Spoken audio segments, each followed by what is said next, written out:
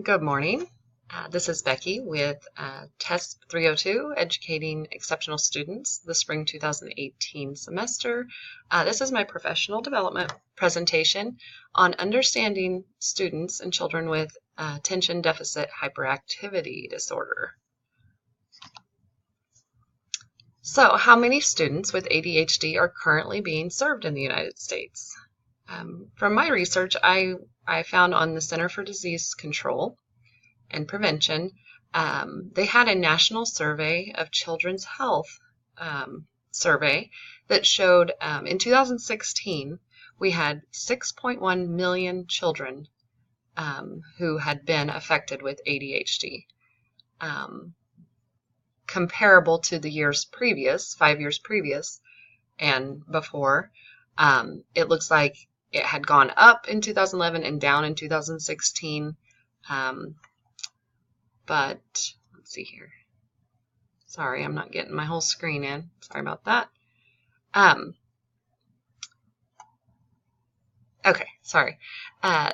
In 2016, it looked like it had gone down. However, the reporting that they're doing actually shows that they started with children ages 2 in 2016, 2 to 17, whereas the research before showed children ages 4 to 17. So actually, I do believe that it has gone up, or gone down, excuse me, because in 2004 or 2011, they were only including ages 4 to 17, and now in 2016, they were also including 2 years prior. It was split out with approximately 388,000 children ages 2 to 5 being affected with ADHD, and approximately 2.4 million children fell in the 6 to 11 age group, and then group 12 to 17, approximately 3.3 million children. So as you can see, preteen to teenagers, obviously a lot have been affected with attention deficit disorder. Activity disorder. So what are some of the reported reasons for that increase?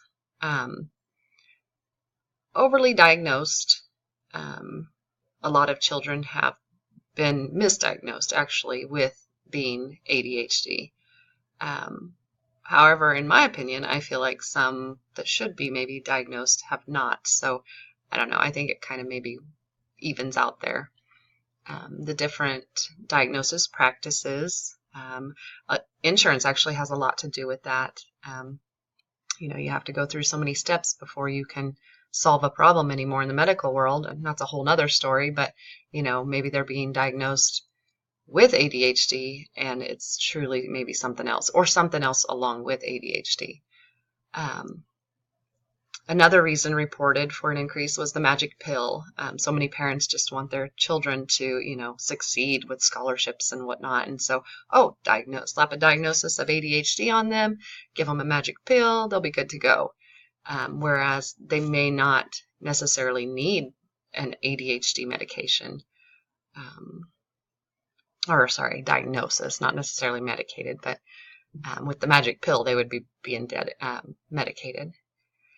This was a big reported reason that I agree wholeheartedly with, and that's spending half as much time outdoors and more time using entertainment media, whether that be an iPad, an iPod, a television, a PlayStation game. Children are definitely being entertained with electronics instead of going outside and using their imaginations, burning off some of that energy that we call it. But I don't know. I know there's differences in opinions there, but studies have shown that and been reported that this is affecting children and causing the ADHD. Lack of structure is a big reported reason. Children don't have the same mealtime. They don't have the same bedtime. Their homework is never done the same time of the day. I think that comes from, and this is a personal opinion, but that comes from being it's hard to make ends meet nowadays, and parents are having to work 2 jobs. Well, that means that one parent may work during the day and one work during the night, or one work overnight, and that structure isn't happening for those children because we're all trying to juggle this life thing together. And so, in fairness for the children that are going through ADHD, I think that, parents, it needs to start being more structured as a parent, but unfortunately that trickles down. Another reported reason for the increase is poor sleeping. That melatonin that melatonin level in us that tells us, oh, okay, it's time to sleep. Those children that have the lack of structure, that have the diagnosis of ADHD, they are not getting good sleep. Therefore, it's affecting their health. Their ADHD is, increasing because of this. And then, of course, genetics cause parents may have ADHD, and the genetic trickles down to the children. And I don't know how that can be resolved, but that's with anything. So what are the specific behaviors and characteristics with ADHD? Inattention. Children may be super excited to learn about space, so they're tuned in for that. But then we get to the math, and they don't care about math, so they tune out. And that's part of the attention deficit hyperactivity disorder. They definitely can't control it. It's just something they're not attentive to, so therefore, they're tuning out. Another one is hyperactivity, foot tapping, leg shaking. I think I have ADHD because I do a lot of that. I have always thought it was anxiety, but maybe it's a little bit of both. But the hyperactivity happens a lot. Children, it may be replaced with nervousness, but they just can't sit still. And then impulsivity, being impulsive, interruptions in the classroom, interrupting the teacher or the students. They are right there. They need to invade that space of the teacher and just be right there. And then they ask a lot of personal questions, and you'll find this in a lot of special ed children, not just ADHD, but it is seen in the ADHD diagnosed children. In what ways do those characteristics make it difficult for students to learn? Well, like I said, if they're inattentive, they don't care about math, so they're not going to stay focused. And it's not for their lack of trying. They truly may struggle with this daily because they may want to learn and be focused on math, but they just can't quite understand how to get to that. And it's not their fault. It's the ADHD. With the hyperactivity, they are moving constantly, and it's a distraction. It's a distraction to them. It's a distraction to those around them. So it does make it difficult for them to learn in school. And then the being impulsive, they cause interruptions, when they blurt out things or, get in the space of the teacher. The teacher's trying to teach class and they're right there, that invasion of space. So definitely affects everyone around them. The teacher, the students, them. ADHD is not fun. And then, do all students with ADHD demonstrate the same characteristics? Absolutely not. They may just simply have a learning disability. They may have one or more of these things, but they don't have to all be the same. And that's why it's hard to diagnose ADHD, because, being inattentive, you may just think, oh, they're not giving it their 100%. They don't care. I personally have a child. We're going through testing right now. The teachers are filling out their portion of things, but he struggles. He struggles with comprehension and retention, and we're thinking now that it's maybe ADHD. Like he passes all the special ed testing and stuff, but there's something not clicking with him. So, I would have never thought this, and learning and researching a little bit about ADHD, I've come to realize that every person is unique with this disease. And so they don't demonstrate the same characteristics. Those include major life events. If someone has lost someone close to them, or they've moved to a different school, their parents got divorced, they're getting bullied in school. These all affect that ADHD behavior. Psychological disorders, again, like I said, the anxiety, depression, kids could be bipolar. These can all be double-edged swords. They could all be causing the ADHD to be worse than it is. And of course, the behavioral disorders, those that are just simply not their conduct disorder. They don't want to be at school. They're acting out. They're attacking kids. They're attacking teachers. Those behaviors can really flare up with ADHD. And of course, the medical conditions as well. May simply be a thyroid out of whack causing this. And you'll find this with many of the health problems that children go through, but ADHD is definitely those myths of, oh, kids just need to be spanked more, or those kids just, they could try harder.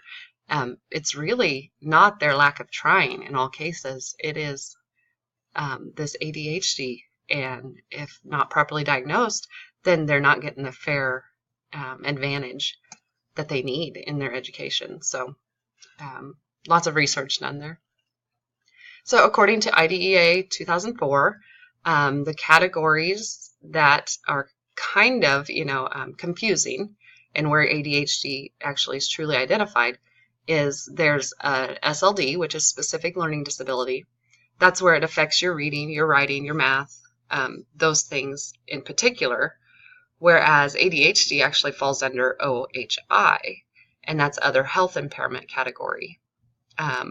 This is where it's going to limit the strength of the child, the energy, that attentiveness, the alertness. They aren't specifically necessarily struggling with just reading or just math. They're not able to be alert and focused where they should be. Okay, so some interventions that are effective in the class that I came upon in my research. I came across an article that said helping the student with ADHD in the classroom, strategies for teachers. And it actually dated back to 1998, but in my heart, I feel like these are still maybe some effective class interventions that could be used. The general behavior, the management of that. It's not their symptoms that we have to control. We have to control what is being accepted. And then their alternative behavior, the behavior that is not accepted in general behavior. And then their alternative behavior, we have to show them what behavior is accepted. So it's a learning tool for all of us. I can see it being very challenging for the student because they may truly not understand that they're acting out, they're a problem. So we have to teach that alternate behavior of, okay, no, this is accepted. And then, of course, the environmental interventions. The task durations, we've got to keep those with ADHD have a short attention span. So we have to keep those tasks simple, but yet effective. Teaching them to take notes. Again, with my middle child, we're having to learn, when he reads a book, we've got to draw a picture as he's reading it so he understands and doesn't just hear these words, because he is definitely not paying attention, or we don't think he's paying attention. He's trying very hard to pay attention, and it's just not registering. So the peer tutoring, I think kids learn off of other kids quite well, and so implementing that is great in the intervention of the classroom. And then the scheduling, obviously kids with ADHD are going to be more focused in the morning, so let's schedule those tasks that are hard in the morning. And then highly motivating material, got to find stuff that interests the kids. Organizing, keep things, on a organized schedule, remind them of the rules, whatnot, give them visual cues. It just takes a lot of work on both ends, and I think a good teacher will be able to obviously help the student with ADHD. The more I do my school, the more I'm getting excited to go, oh, okay, I could maybe implement this. And I know not everything's going to work, but these assignments are really getting my gears going, and I'm hoping to get into the education program soon. But today is Easter. I hope you all had a great Easter, and thank you very much.